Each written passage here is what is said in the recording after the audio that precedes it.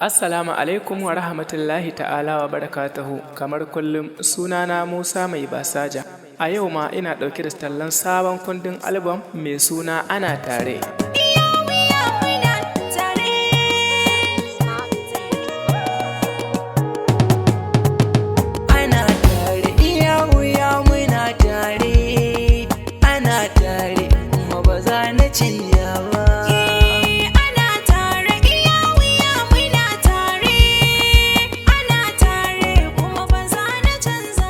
Albam ɗin Ana Tare, albam ne wanda ya sha bamban da irin wanda aka saba kawo muku a baya.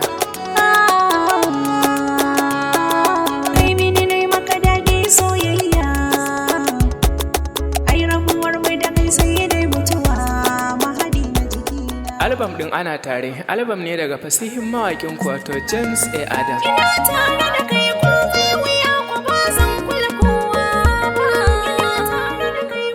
Tabbas haka ne, akwai wa'azantarwa, faɗakarwa, ilmantarwa a cikin wannan albam na Ana Tare, musamman ma a ɓangaren soyayya. Akwai waƙoƙi masu taɓa zuciya. Tun da kai masoyi ne, farin ciki na ne.